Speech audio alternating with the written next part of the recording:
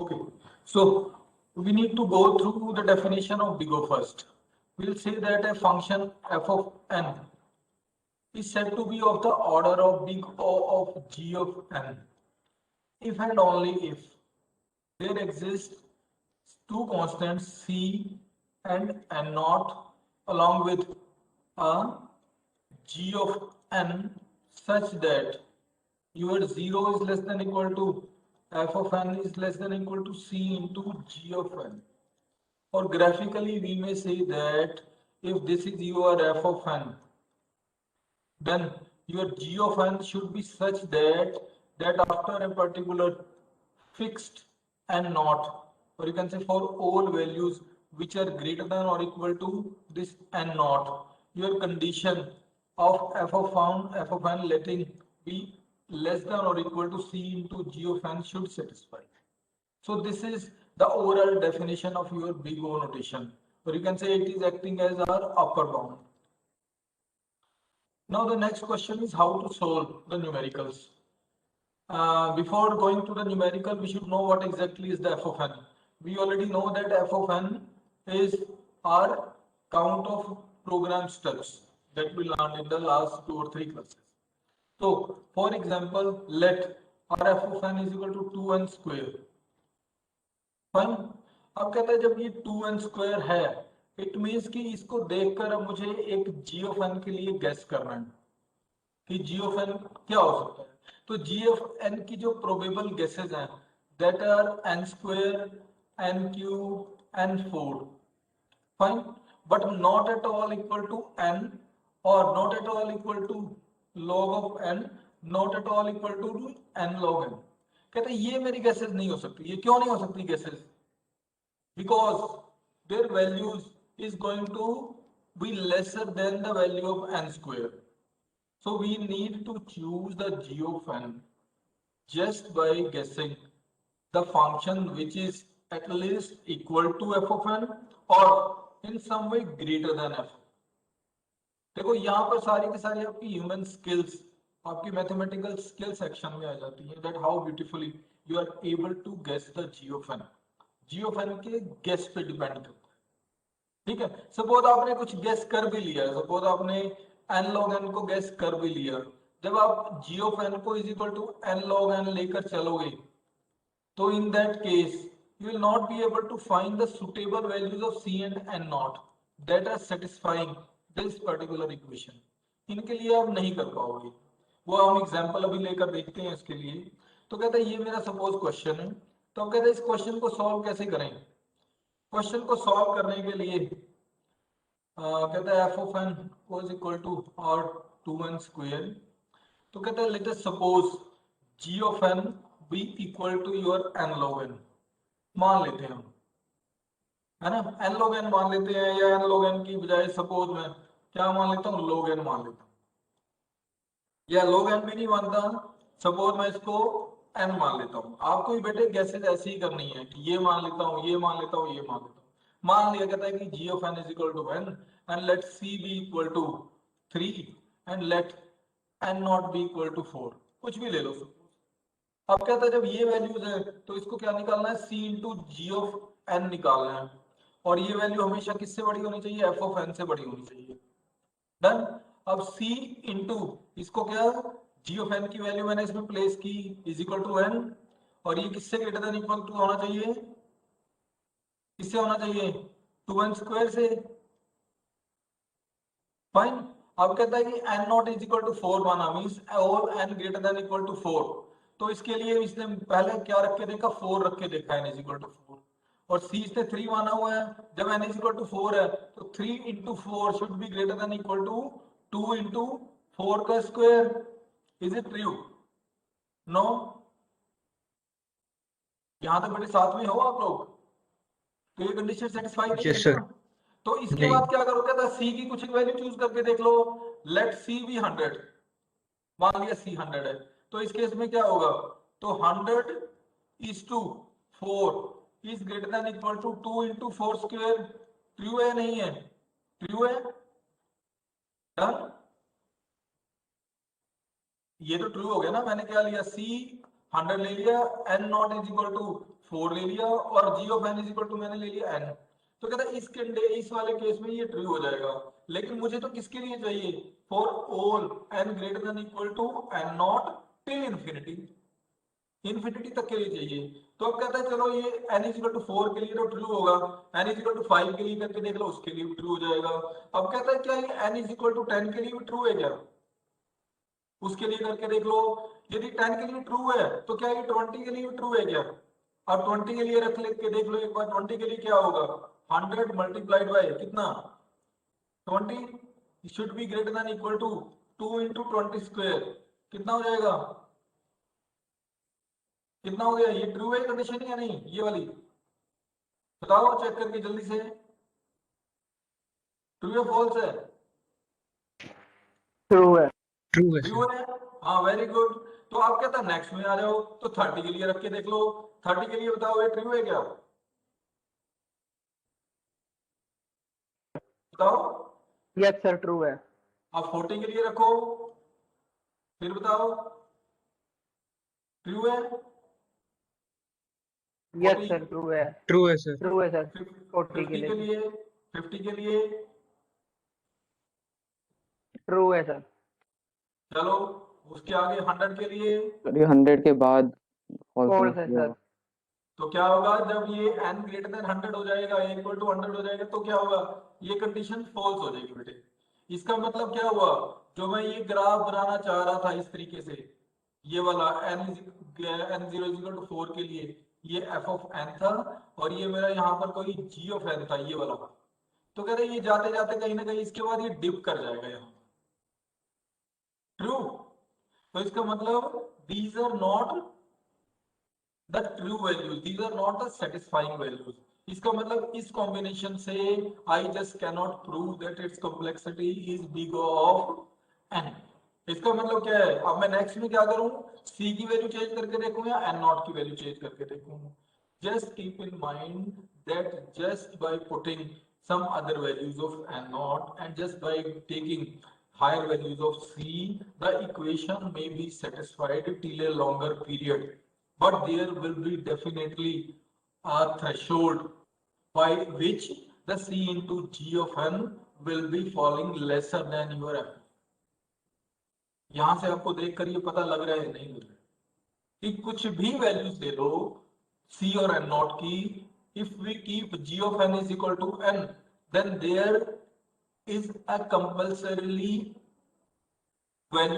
value of your n, for which, or you can say after which, the value of c into g of n will be lesser than the value of f। So this is the truth। तो इसका मतलब आपने जब सभी values के साथ इसको check कर लिया, तो आप क्या कह सकते हो कि g of n may be anything but it cannot be equal to n। g of n just cannot be equal to n। तो यहां से ये आप फैक्ट ले सकते हो। यहां तक क्लियर है बेटे सबको, yes no? Yes sir. Yes अब सर। अब कहता है बेटे नेक्स्ट में मूव यस करो। सर। अब कहता है let us suppose g of n is equal to n square। Okay, let c be equal to 4 and your n not be equal to suppose 2। इस केस में देखो c into g of n is greater than or equal to f of n or not। Now try to check it, c is equal to 4, g of n is equal to n square, it is greater than 2 of n square for all values which are greater than or equal to 2। Is it true or not? पहले क्या करो, n की value को 2 रखो, तो 4 into 2 square is greater than 2 into 2 square. False है ये true है, ट्रू फॉल्स? ट्रू है सर। ट्रू है। उसके बाद 3 रखो n की वैल्यू, तो 4 into 3 square is greater then किससे, 2 इंटू 3 स्क्वेयर। ट्रू है फॉल्स? ट्रू। तो कहता है जितनी भी आप वैल्यू रख दो n greater than 2 to infinity, तो ये सभी के लिए ट्रू रहने वाला है। तो इसका मतलब क्या है कि ये वाली जो मेरी कंडीशन थी, ये वाली ये हमेशा सेटिस्फाई करेगी कि f of n will always be overridden by g of n। So we can say that its complexity will be of the order of big O of g of n। So we can say this in the same way you can prove that if g of n is equal to n cube, let us take g of n is equal to n cube. Then also by taking c is equal to 2 and n naught is equal to 2, you may prove its correctness, its satisfaction. तो ये n cube के साथ में prove करेगा, ठीक है। लेकिन हम कौन से में इंटरेस्टेड है? We are interested in the g of n which is as small as possible. सुबह भी मैंने बताया था कि काफी सारे होंगे g of n, तो ये वाले, तो हमें इसको चूज करना है जो कि f of n के बिल्कुल क्लोजेस्ट है। फाइन, तो बेटे इस तरीके से हम करेंगे इसको। समझ आए बच्चे? ये इसमें कोई डाउट है भाई? पूछ लो बेटे, एनी डाउट? जी बेटे, बिग ओ नोटेशन में, बिग ओ नोटेशन है, जितनी भी बेटा सिम्प्टोटिक नोटेशन है, all are just based upon your hit and trial method. There is no standard approach, there is no standard things कि इसमें पुट करो ये आपको कुछ एक वैल्यूज रिटर्न करके दे देगा, तो ऐसा कुछ नहीं है, खाली हिट एंड ट्रायल बेस्ड है और अप्रोक्सीमेशन ही है, only approximation. Fine, Tushar, Yuvraj and Vasu, please आप लोग अपना कैमरा ऑन रखें प्लीज, रिक्वेस्टेड अगेन। बेटे ये जो किसी जिसका क्वेश्चन था, is it fine with this और समथिंग मोर इज रिक्वायर्ड?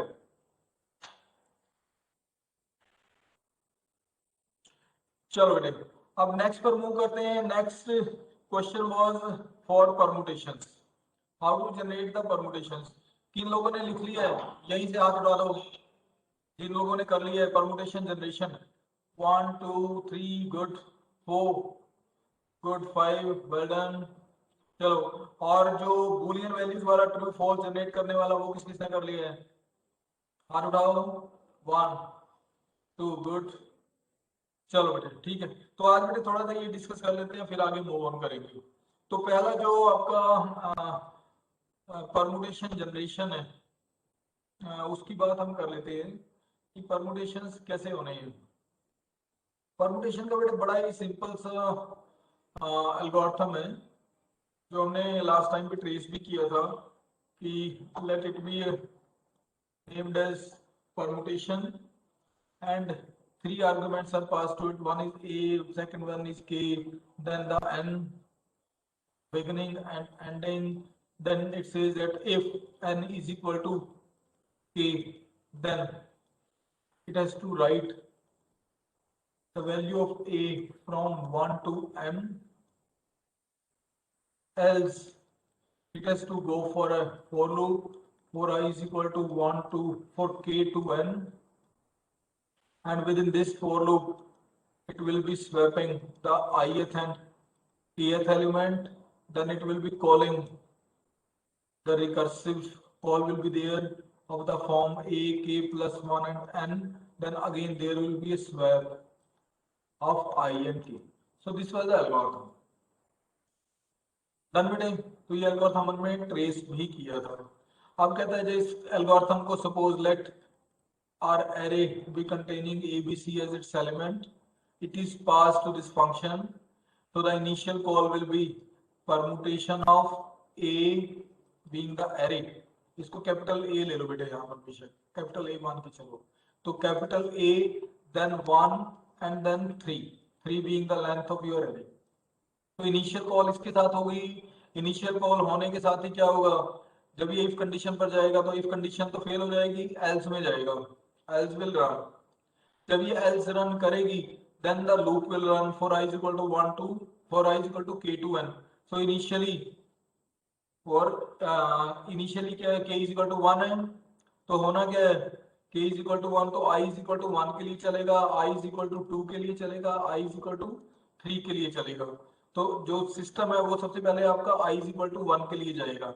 जब वो I is equal to 1 के लिए गया तो इससे पहले क्या मिला, सबसे पहले स्वैप मिला।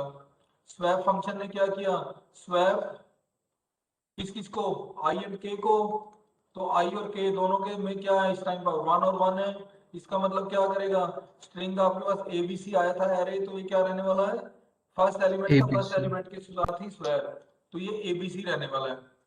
तो इसने क्या रिटर्न किया आपका एबीसी, इसने कर दिया, बोल दिया एबीसी। इसके बाद सर, हाँ सर एआई एके के साथ स्वैप नहीं होगा बेटे। आई इनिशियली क्या है ना कि आई और के दोनों में 1 है, इनिशियल कॉल जो फंक्शन की हुई है वो A1 और 3 के साथ हुई है, ठीक है। और यस I सर। और I किससे है, K2N है, इसका मतलब 1 2 3 है, तो जो इनिशियल वैल्यू है K की वो तो 1 ही है ना। यस और सर। I सर जैसे मैं कह रहा हूँ सर कि AI स्वैप AK के साथ नहीं होगा। जैसे कि अगर एक स्ट्रिंग है AC, तो इसको ऐसे नहीं कहेंगे कि A के साथ स्वैप हो रहा है जब पहली कॉल हो रही है, फिर सेकंड कॉल के अंदर कहेंगे कि A B के साथ स्वैप हो रहा है। हाँ यही बोलेंगे ना हम। देखो पहले में ओके क्या सर। बोलेंगे, A1 किसके साथ स्वैप हो रहा है, A1 के साथ, फिर ओके A1 सर। किसके साथ स्वैप हो रहा है, A2 के साथ, फिर yes third sir. Call yes में किसको बोलेंगे, A1 A3 के साथ, इस तरीके से स्वैप होगा ना। तो यस जब सर। A1 के साथ स्वैप होगा तो टोटल स्ट्रिंग तो ABC रह जाएगा आपका, यस सर। है ना, क्योंकि A1 में तो A पड़ा है, A को A के साथ सेम पोजीशन के साथ स्वैप करेंगे तो ABC ही आएगा ना। Yes sir. ठीक है, तो कहता है इसने एबीसी स्वैप को, एबीसी आ गया स्वैप का रिजल्ट। उसके बाद कहता है सेम कॉल अब रिकर्सिव कॉल हो जाएगी परमुटेशन को। इसके आर्गुमेंट्स अब क्या होने हैं, ए तो होना ही है, और इसके साथ साथ क्या होना है, के में इनिशियली कितना पड़ा था, 1 पड़ा था, 2, और एन में तो 3 है ही है।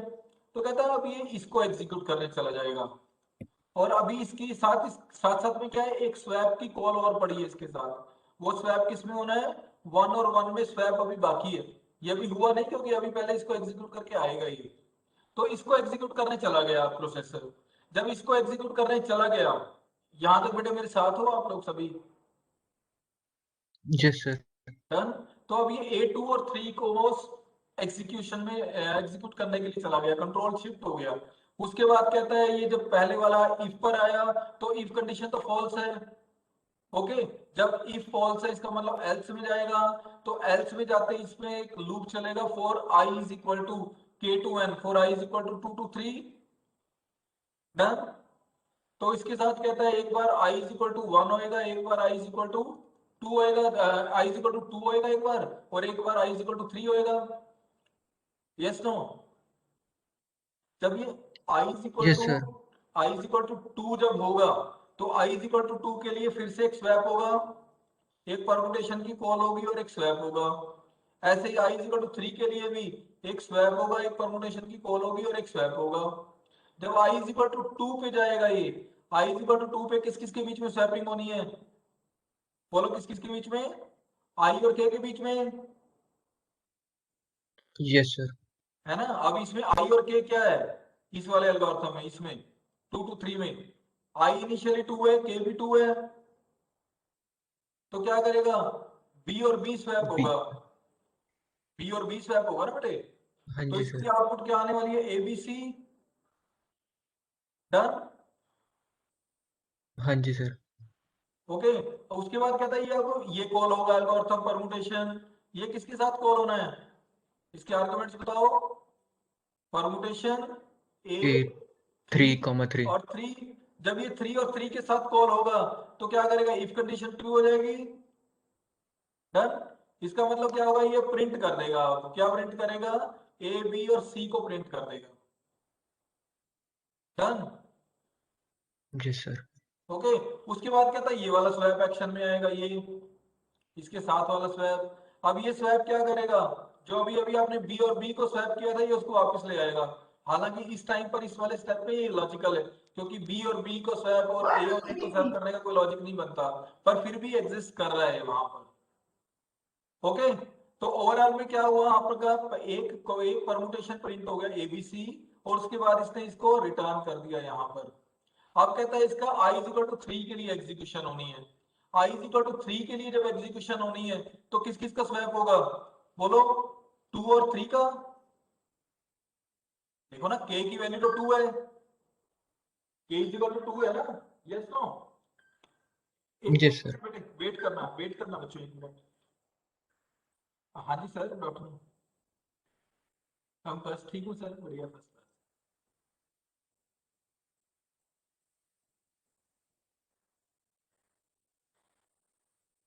अच्छा सर, असल में ना उसमें थोड़ा उन्होंने क्राइटेरिया चेंज किया है कि अब स्टूडेंट्स एनरोल तो कर सकते हैं, लेकिन कोर्स है खाली एक कोर्स फ्री देगा उनको, दे मे कंप्लीट वन इन फ्री।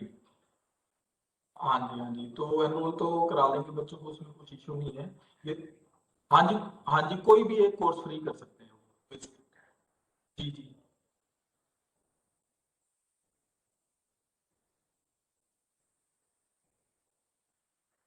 जी हाँ ठीक है, डन सर, डन। इशू नहीं है इसमें।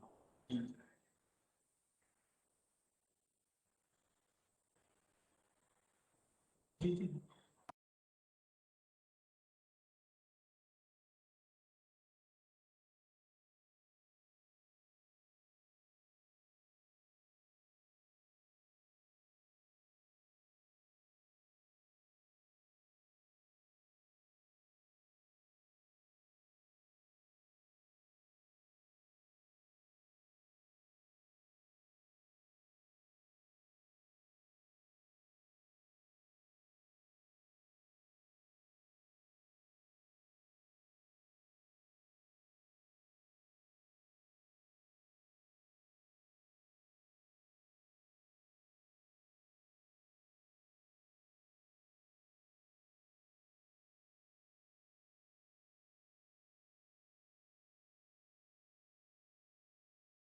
हाँ जी बेटे, बेटे सॉरी, ये करना अर्जेंट कॉल आ गई थी, अदरवाइज मैं नहीं लेता कॉल। चलो, तो यहाँ तक ठीक है बेटे। जब ये आई इक्वल टू 3 पर आया, तो इसने क्या किया, अब 2 और 3 को स्वैप करना है, मीन्स किस किस को स्वैप करना है, बी और सी को। ये बात बेटे समझ आ रही है सबको? Yes no? Yes sir. तो बी और सी को जब स्वैप करेंगे तो स्ट्रिंग क्या बन जाएगा आपका, ए सी ए और बी सी बन बी। जाएगा। डन। जब ये ए सी बी बन गया इस वाले स्वैप से, तो उसके बाद ये वाला वो कॉल हुआ परमुटेशन। इसमें आर्ग्यूमेंट्स क्या आ गए, 3 3। तो 3 3 जाते ही क्या इसने प्रिंट कर दिया, ए सी और बी इसने प्रिंट कर दिया। डन। उसके बाद क्या हुआ, ये इसका स्वैप कॉल हुआ। अब इस स्वैप ने क्या किया, 2 और 3 को दोबारा से इसने स्वैप वो कर दिया। इसका मतलब ये जो सी और बी पहले हमने स्वैप कर दिए थे, अब इनको दोबारा रीइंस्टेट कर दो, तो ये क्या बन जाएगा, फिर से ए बी सी बन जाएगा। तो इसका मतलब क्या हुआ कि इसने आ, देखना बेटे ब्लू वाला पॉइंटर, कि ये वाला जो स्वैप था, इसने बी और सी को स्वैप करके स्ट्रिंग को बना दिया था ए सी बी। उसके बाद इस वाला जो परमुटेशन की कॉल ने उसको प्रिंट करा दिया एज एसीबी। फिर नेक्स्ट वाली जो स्वैप की कॉल ने जो सी और बी स्वैप हुए थे उनको दोबारा से स्वैप कर दिया और स्ट्रिंग को ओरिजिनल फॉर्म में ले आया, ऑफ द फॉर्म एबीसी। और वो इसने क्या कर दिया, इसको रिटर्न कर दिया। डन। तो इसका मतलब क्या हुआ बेटा, जब आई इज इक्वल टू 1 वाली कॉल के लिए इसने क्या किया, जो फर्स्ट लेटर है ए उसको स्टैटिक रखा और बी और सी के दोनों कॉम्बिनेशन प्रिंट करा लिए। बी और सी के कॉम्बिनेशन थे, क्या बन सकता था, ए बी सी, दूसरा बन सकता था ए सी बी, ये बन सकते थे। And in the same way, जब ये i इज इक्वल टू 2 होगा, तो उस केस में स्वैप किस किस का होगा, फर्स्ट और सेकंड का। इसका मतलब बी, ए और सी। तो इस केस में बी स्टैटिक रहेगा और ए और सी के दोनों कॉम्बिनेशन प्रिंट हो जाएंगे। वो कौन से, बी ए सी और बी सी ए। और just by moving in the same direction when I become equal to 3, तो उस केस में क्या होगा, 1 और 3। इट मीन सी और बी और ए, ये वाला स्ट्रिंग आ जाएगा और your C will remain fixed while BA will be interchanged and hence leading to the CBA and CAB as permutation. So in this way, these all 6 permutations are going to be printed for this permutation. बेटे clear है ये सबको, कुछ doubt हो इसमें ये understand कर लो, पूछ लो फिर दोबारा से। खाली इसकी बेटे एक ब्रांच को अंडरस्टैंड करना है, बाकी तो आपकी सेम बिहेवियर ही फॉलो करेंगे। पूछो बेटे जिसका कोई क्वेश्चन था। सर इसका हाँ रिकरेंस रिलेशन क्या होगा? हाँ, रेकरेंस रिलेशन कोई बात नहीं, वैसे लॉजिकली क्लियर है बेटे सबको, हाँ लॉजिकली जी सर। किसी को कोई डाउट तो नहीं है। चलो, अब इसकी बेटे हम रेकरेंस रिलेशन पर मूव करते हैं। रेकरेंस रिलेशन लिखने से पहले थोड़ा सा इसके बारे में एक बार मैं दोबारा से ट्री बनाऊंगा, कि मैंने क्या बोला, ए बी सी मेरे पास थे, आई इज इक्वल टू 1 हुआ था, आई इज इक्वल टू 2 हुआ था, आई इज इक्वल टू 3 हुआ था। इसके साथ साथ एक स्वैप और एक स्वैप यहाँ पर था, दो स्वैप यहाँ पर थे, दो स्वैप यहाँ पर थे। समझ पा रहे हो ना बेटे जो मैं लिख रहा हूँ ये? अभी तक का Yes, लिखा sir. हुआ सबके समझ आ रहा है? इसके बाद क्या थी? परमुटेशन की कॉल थी, यहाँ पर भी परमुटेशन की कॉल थी, यहाँ पर भी परमुटेशन की कॉल थी। सपोज यहाँ पर मेरे n आर्ग्यूमेंट्स थे, तो यहाँ पर क्या है, वो n-1 आर्ग्यूमेंट्स रह गए थे। यहाँ पर भी कितने रह गए थे? n-1। यहाँ पर भी n-1 आर्ग्यूमेंट्स। इसके अलावा इसके फिर नीचे एक ब्रांचेस चली थी, हर एक लेवल पे एक एक आर्ग्यूमेंट कम होता गया, n-3 अप टू 1। इस तरीके से चली थी ना हमारी सीक्वेंस। Yes no? यही थी ना बेटे जो Yes, हमारा sir. रिकर्जन ट्री बनने वाला है। अब कहता है इसकी बेटे पहले वाले लेवल को ऑब्जर्व करना है इसको। इस वाले लेवल में आप देखो रिकर्सिव कॉल्स कितनी हुई हैं? 3 हुई है रिकर्सिव कॉल, 1 2 एंड 3 डन। और तीनों के आर्गुमेंट्स कितने हैं? इसका मतलब 3 रिकर्सिव कॉल हुई और हर एक के जो आर्गुमेंट्स थे वो कितने थे? ऊपर वाले से एक माइनस थे, 3t n-1 प्लस इसके साथ साथ क्या हुआ? 2 स्वैप यहाँ थे, 2 स्वैप यहाँ थे, 2 स्वैप यहाँ थे। इसका मतलब टोटल, सपोज मैं इनको एक कांस्टेंट मान लूं, इन दोनों स्वैप के टाइम को c, इसको भी कांस्टेंट मान लूं c, इसको भी कांस्टेंट मान लूं c, तो कितना मेरा टाइम लगने वाला है? 3C. 3c। तो इसका जो टोटल टाइम है वो क्या है? 3c plus 3t of n-1 लगने वाला है। या फिर आप इसको यदि मैं n में कन्वर्ट करके देखूं इसको एग्जैक्टली, यहाँ पर n की बजाय 2 लिखो फिलहाल तो। अब कहता है जो मैं इसको n की टर्म्स में लिखने की कोशिश करूं तो क्या बोलता है? t of n will be equal to your c into n plus your n multiplied by time taken for solving the permutation problem with n-1 arguments। तो ये वाली बेटे आपकी फाइनल रेकरेंस रिलेशन है। और ये किस केस में है? किस केस में है ये? केस तो बना लोगे ना इसका। when n is greater than 1, when n is equal to 1 then it is equal to constant। इसके लिए if n is greater than 1 और is equal to c if n is equal to 1। so this is the probable recurrence relation for your permutation generator। इसमें बेटे किसी को कोई doubt, कोई question? बड़ी सिंपल सी है, क्योंकि हमारे पास जितना उसका साइज है उतने रेकरेंस कॉल होने वाली है, प्लस उतने लगभग उसी प्रोपोर्शनेट में हमारे नंबर ऑफ स्वैप्स भी होने वाले हैं। ध्यान बेटा, इसमें कोई क्वेश्चन पूछ लो। रेकरेंस रिलेशन हमको समझ आ गई है क्या? या किसी को कुछ डाउट है रेकरेंस रिलेशन? क्लियर?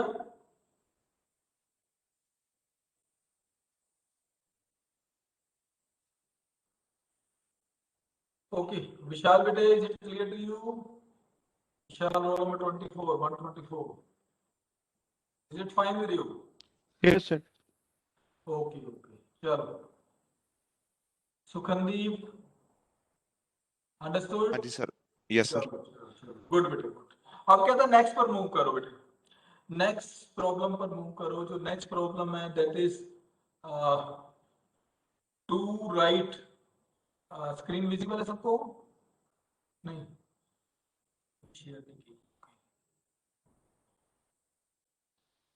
तो कहता है जो नेक्स्ट बेटे प्रॉब्लम है वो क्या कहती है? Let there be n boolean variables x1 x2 x3। so let there be 3 boolean variable. Boolean variable means each can take 2 values, true or false. Then we need to print all combinations, or you can say all boolean functions coming out of these 3.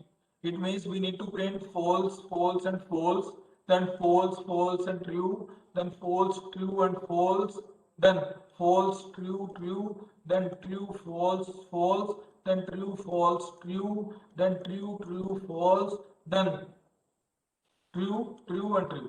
हो गया 8, 4 5 6 7 8 done. तो ये हमें सभी print करानी है।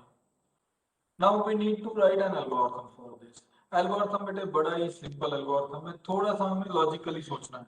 ये इसका तो एल्गोरिथम है वो तो उससे भी ज्यादा सिंपल है, जो हमने परमुटेशन अभी अभी जनरेट करके दिए हैं। ओके, उससे भी बेटे बहुत ही सिंपल है। तो क्या कहता है कि let the name of the function be boolean expression. इसमें एक आर्गुमेंट पास हुआ k, अब कहता है इसकी ये इसकी बिगिनिंग हुई, ये उसकी एंड हुई। If k is greater than n, then write a of 1 to n। और इसके एल्स में क्या करना है, else a of k is equal to true। Along with this, make a recursive call to boolean with argument as equal to k plus 1। And the second statement is make a of k as false along with a recursive call to boolean with argument equal to k plus 1। Fine, and pass n also as argument। So call this with boolean k plus 1 along with n, where n is the length, or you can say n is the number of boolean variables available with us। So suppose initially मैं क्या करता हूँ, इसको x1 और x2 दो variables हैं, it means n is equal to 2। तो इस फंक्शन की मैं कॉल करता हूँ with bool as 1 as argument.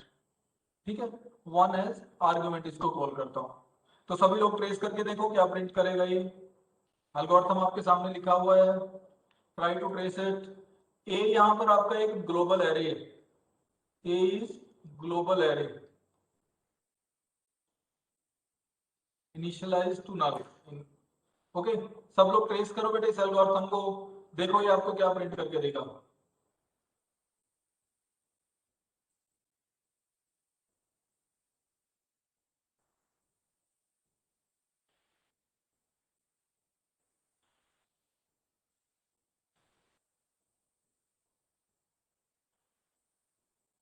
करो सभी लोग ट्रेस, लिख लो बेटे, मैं स्क्रीन शेयरिंग स्टॉप करने वाला हूँ अभी। एल्गोरिथम लिख लो, then try to trace it.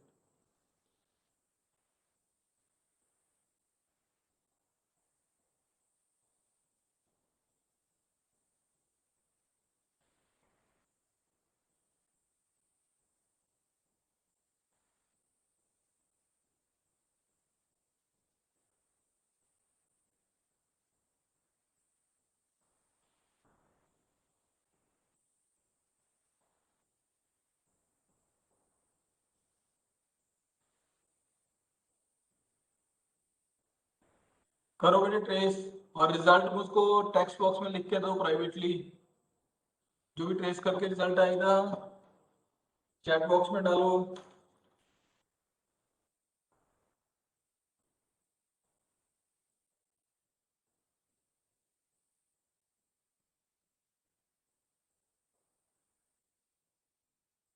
अरे कैमरा क्यों ऑन कर देते हो बच्चों, कैमरा ऑन रखो, सॉरी ऑफ क्यों करते हो, ऑन रखो सभी लोग कैमरा। मुझे पता होना चाहिए क्या कर रहे हो आप लोग। कैमरा ऑन रखना है, बंद ही नहीं करना पूरे उसमें।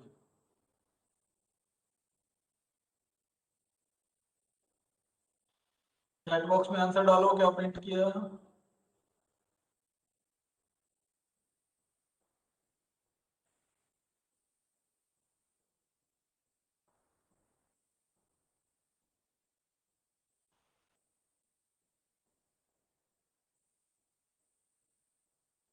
चलो गुड, तो कर दिया ऑल इन ऑल, जो हम चाहते थे वो कर दिया ना इसने। बड़ा सिंपल सा एल्गोरिथम है बेटे, एक बार कैसे चलेगा वो भी एक बार डिस्कस कर लेंगे। True true good false well done, ठीक है बेटे। गुड। ओके, ठीक है बेटे।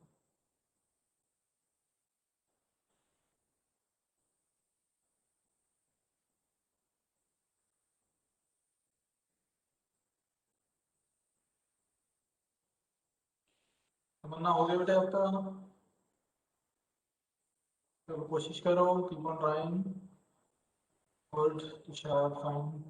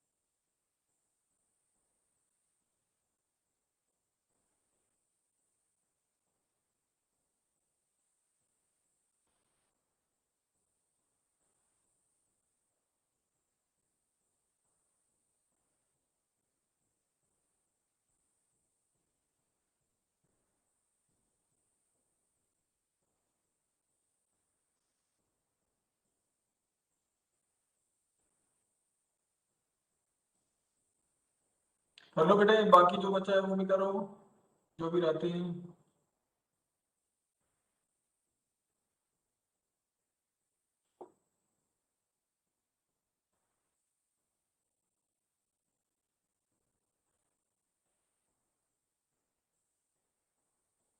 चलो एक बार बेटे देख लेते हैं कैसे काम करेगा ये एग्जैक्टली ना।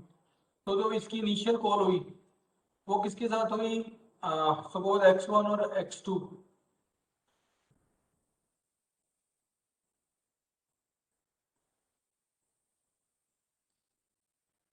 सपोज कहता है मैं बूलियन प्रिंट कराना चाहता था x1 और x2 के लिए। It means n was equal to 2। So boolean की कॉल हुई with argument as 1, with 1 as argument. जब इसकी कॉल हुई तो जो पहले वाली जो स्टेटमेंट है तो इसमें तो ये नहीं गया, because 1 was not greater than 2। इसका मतलब एल्स में गया। एल्स में जाते इसने क्या किया, make a1 is equal to true, done. और इसके साथ साथ इसने क्या कॉल कर ली, बूलियन की कॉल कर ली। बूलियन की कॉल किसके साथ की, 1k+1 मीन्स 2 के साथ इसने बूलियन की कॉल कर ली। जब इसने 2 के साथ बूलियन की कॉल की तो कॉल होते ही अब फिर क्या हुआ, ये वाली इफ में तो नहीं गया, because 2 was not greater than 2। तो इसमें नहीं गया तो जाएगा किसमें, एल्स में गया। एल्स में जाते इसने क्या किया, ए ऑफ जो 2 है उसको क्या करा दिया इसने, वो ट्रू करा दिया, डन। ए ऑफ 2 को ट्रू ट्रू करा दिया। और इसके साथ साथ इसने क्या किया, बूलियन को कॉल कर लिया विद 3 एज आर्गुमेंट। जब इसने बूलियन को विद 3 एज आर्गुमेंट कॉल किया तो कहता है ये इफ वाली कंडीशन पर आ गया, ये कंडीशन ट्रू हो गई। इसके कॉरेस्पॉन्डिंग इसने क्या प्रिंट कर दिया, a1 to n। इसका मतलब a1 में 1 पड़ा था और a2 में ट्रू पड़ा था। तो इस स्टेटमेंट ने क्या प्रिंट कर दिया आपका, ट्रू ट्रू, ट्रू और ट्रू, ये दो वैल्यूज इसने प्रिंट कर दी। ठीक है बच्चों यहां तक, यस नो। इसका मतलब जब बूलियन 3 की जो कॉल हुई तो बूलियन 3 की कॉल साथ के साथ प्रिंट करने के बाद ट्री और ट्रू वो वापस आ गई। अब वापस आने के बाद इसका मतलब क्या हुआ कि ये एग्जीक्यूट हो गया, ये एग्जीक्यूट हो गया। अब नेक्स्ट में क्या एग्जीक्यूट करना है, ये वाला, इसी के कॉरस्पॉन्डिंग। तो कहता है जब इसको एग्जीक्यूट करने गया नेक्स्ट में तो अब की बार इसने क्या कर दिया, ए ऑफ 2 को फॉल्स, डन। ए ऑफ 2 को फॉल्स कर दिया और फिर से बूलियन की कॉल की, किसके साथ, 3 के साथ। फिर से कहता बूलियन की कॉल जब हुई वो इफ कंडीशन ट्रू हुई and it printed a1 to 2। तो a1 में क्या पड़ा था आपका, पहले ट्रू पड़ा था, a2 आपने अभी अभी फॉल्स सेट किया तो क्या प्रिंट कर दिया इसने, ट्रू फॉल्स। तो नेक्स्ट में क्या प्रिंट कर दिया, ट्रू फॉल्स। और ये वापस क्या कर गया, रिटर्न कर दिया, डन। इसका मतलब इसका काम पूरा हो गया, ये वाली ब्रांच का काम अब क्या हो गया, पूरा हो गया इसका, डन। इसका मतलब क्या, अब इससे ऊपर वाले लेवल पर आ जाओ बैक ट्रैक करके। जब मैं ऊपर वाले लेवल पर आ गया, ऊपर वाले लेवल पर आने के बाद a1 is equal to true, इसका मतलब ये वाला पार्ट तो एग्जीक्यूट हो गया था। इसके बाद इसने बूलियन 2 को कॉल किया था, ये वाला पार्ट भी इसका मतलब एग्जीक्यूट हो गया था। अब कहता है इसका पार्ट बचा कौन सा, a के इज इक्वल टू फॉल्स वाला पार्ट बचा अब इसका, डन। तो इसका इसके साथ साथ क्या करेगा ये, अब a1 को क्या करेगा, इज इक्वल टू फॉल्स करेगा। उसके बाद क्या करेगा, बूलियन k+1। तो बूलियन 2 के साथ इसको कॉल कर लिया। जब इसने बूलियन 2 के साथ इसको कॉल किया तो बूलियन 2 के पास गया, बूलियन 2 ने फिर अंदर से क्या निकाला, ये वाली कंडीशन तो फॉल्स हो जाएगी तो इसके एल्स में जाएगा। इट मींस ये क्या करेगा, a ऑफ 2 को इज इक्वल टू ट्रू करेगा और फिर क्या कॉल करेगा, बूलियन को कॉल कर लेगा विथ 3 एज आर्गुमेंट। जब इसने विथ 3 एज इसको आर्गुमेंट कॉल किया तो इसने प्रिंट करा दिया। प्रिंट क्या कराया कि a ऑफ 1 फॉल्स था और a ऑफ 2 ट्रू था, तो इसने फॉल्स और ट्रू प्रिंट करा दिया, डन। इसका मतलब इसकी ये वाली कॉल भी होगी, इसकी ये वाली कॉल भी होगी। अब इसका नेक्स्ट वाला पोर्शन बचा, तो अब की बार क्या करना है, इसको a ऑफ 2 को इज इक्वल टू क्या कर देना, फॉल्स कर देना है और फिर बूलियन को कॉल कर देना है विद 3 एज आर्गुमेंट। जब ये 3 एज आर्गुमेंट प्रिंट कॉल करेगा तो वो फिर से प्रिंट करेगा a1 और a2। तो a1 में फॉल्स पड़ा है, a2 में भी फॉल्स पड़ा है, तो ये अब की बार फॉल्स फॉल्स प्रिंट कर देगा। इसका मतलब कि नेक्स्ट में क्या आएगा, थर्ड मेरा ft प्रिंट होगा और ये ff प्रिंट होगा। इस तरीके से बेटा ये काम करेगा। क्लियर है बच्चों सबको, कोई क्वेश्चन हो पूछो। Any question regarding its execution? Execution बेटे किसी को बताते हुए सुनो that it seems to be difficult. यदि आप खुद से करने इसकी बैठो using it paper and pencil तो चीजें बड़ी आसान हो। So the suggestion for you is to trace it by yourself. Consider that there are three variables x1, x2 and x3. Try to generate a recursive tree just like the one I generated for you. Fine बेटे, इसको सबको generate करना है, generate करने की कोशिश करनी है। ओके, तो ये बेटे आपके क्वेश्चंस थे। और कोई क्वेश्चन किसी का कोई रहता हो और पूछ लो बेटे।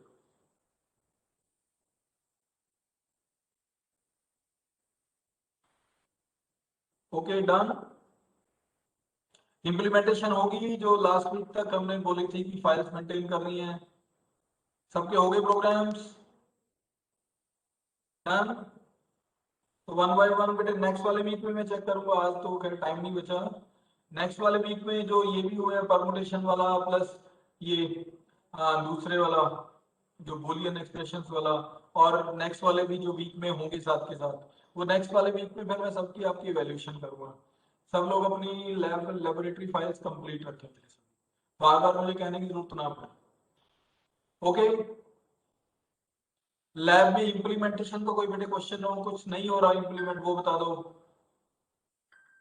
इम्प्लीमेंटेशन नो, चलो ठीक बेटे, यू मे ऑल लीव। किसी का कोई क्वेश्चन हो वो रुक जाओ बेटे। किसी का कोई क्वेश्चन हो वही उसी में स्टे, अदर्स में लीव।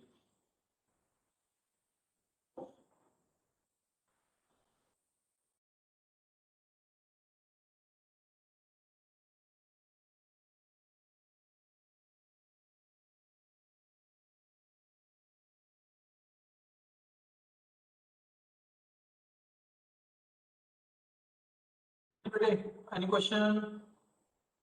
सर इसका रिकरेंस बताना एक बार। इसका ये जो बुलियन वाला, हाँ जी सर। ये बेटे मैं आपको बताऊंगा। मेरी ना एक अर्जेंट अभी मीटिंग है नेक्स्ट ना, उसी को फोन आना था। आप मेरे से कल पूछ लेना या फिर नेक्स्ट वाली क्लास में पूछ लेना। ठीक है सर। फाइन बेटे, ठीक है बेटे, अगर गुड डे। और किसी को कुछ है कोई क्वेश्चन, कुछ डिस्कस कोई करना चाहता हो? सर मेरा दूसरा क्वेश्चन था इससे रिलेटेड कि हाँ। जब भी हम लोग ये रिकर्जन कॉल्स वगैरह कर रहे हैं तो सर कोई बेसिक और इजी स्टेप्स जो हम लोग देखें ड्यूरिंग राइटिंग एन एल्गोरिदम की हम लोग को कैसे उसको बनाना है। मेरे को बीच में भी प्रॉब्लम हो जा रही है इसके। बेटे सबसे सबसे पहले ना जो एज स्मॉल एज पॉसिबल उस वाले पार्ट में प्रॉब्लम को ब्रेक करना है। जो स्मॉलेस्ट प्रॉब्लम होगी ना उसके लिए कुछ लिखना है, उससे सर फिर फॉर जैसे कि अगर हम लोग इसमें ही देख लें बुलियन वाले में, तो इसको फिर मैं अगर विजुअलाइज करता तो फिर कैसे इसको ब्रेक डाउन? विजुअलाइज आप विजुअलाइज करते आपकी एन वेरिएबल है, जो लास्ट वाला वेरिएबल है वो आपके ट्रू और फॉल्स दो वैल्यू ले सकता है। उसके बाद उसको n माइनस वन के साथ जोड़ना है उन दो वैल्यूज को, फिर वो चार बनेंगे उसको थर्ड से जोड़ना है एंड सो ऑन। इस तरीके से रिवर्स वाली इंजीनियरिंग करते हुए चलना है। अब इसमें देखो x1 x2 में पहले कौन से जनरेट हुए, लास्ट में x2 वाला जनरेट हुआ, x2 x1 के साथ फिर कंबाइन होकर इसने प्रिंटिंग दी है। आपको लास्ट वाले को रीच करना है, ओके सर। है ना। थोड़ा मतलब उसको स्मॉलेस्ट प्रॉब्लम्स के टर्म्स में सोचना है, फिर उसको सॉल्व करना है। मैं इस पे Okay. प्रैक्टिस कर लूंगा सर। ओके थैंक यू बेटा सर। प्रैक्टिस से ही आएगी recursion, to be very frank, practice से ही है। सर सर हाँ जी हाँ जी। एक सर मैं पूछ रहा था, जैसे एल्गोरिथम लिखते वक्त कि ऐसा मतलब थोड़ा बहुत खुद के से भी लिख सकते हैं या कि रूल होते हैं कि जैसे मान लो राइट का एग्जांपल है कि राइट करना है तो वहां पे अगर मैं हाँ प्रिंट भी लिख दूं राइट तो की भी जगह, कोई इशू नहीं है बेटे। मतलब स्यूडो सर कोड में, क्लियर होना चाहिए आइडिया। हाँ स्यूडो कोड में लिखना है, इंग्लिश के वर्ड्स ही हैं दोनों, राइट और प्रिंट दोनों इंग्लिश के हैं, डोंट वरी। ओके सर, जैसे सर सेमीकोलन वगैरह यूज कर सकते हैं ना, मतलब हाँ कर सकते सेमीकोलन हैं, में तो कर लो, करने में कोई इशू नहीं है बेटे, पर थोड़ा सा जनरलाइज होना है हमें। सेमीकोलन आप मे बी आप मान के चलो कि आर्ट्स वाले बंदे को नहीं पता लगेगा सेमीकोलन क्या होते हैं। ओके सर, जैसे कर्ली ब्रेसेस वगैरह कर सकते हैं, हाँ ब्रैकेट कर्ली वगैरह, ब्रेसेस कर लो ब्लॉक क्लियर या करने के लिए। ब्लॉक बिगिन एंड कर लो, वो आपकी मर्जी है। Okay sir. ठीक है बच्चों, फिर मिलते हैं नेक्स्ट वीक। ठीक है, ओके थैंक यू सर। ठीक है।